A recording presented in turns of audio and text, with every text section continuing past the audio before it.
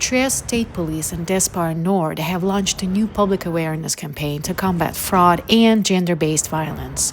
The initiative includes informational flyers distributed in police outreach events and Despar stores, offering guidance on recognizing scams and seeking help for abuse.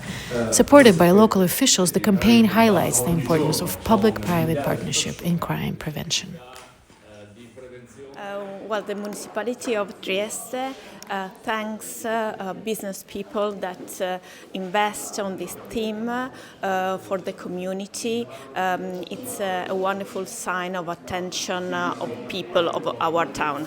Essere presenti sul territorio vuol dire monitorare il territorio, ma vuol dire anche... Prossima all'8 marzo, però queste campagne non si devono fare solo a ridosso di quella data, ma devono essere campagne permanenti. Noi abbiamo una campagna come Polizia di Stato che è quella Esserci Sempre, ci sono dei deployment informativi che mano a mano vengono aggiornati, che abbiamo fatto tradurre in diverse lingue. Qua a Trieste sono tradotti in 10 lingue. Abbiamo distribuito a tutti i consolati perché le donne, le vittime di violenza di genere non si devono sentire sole.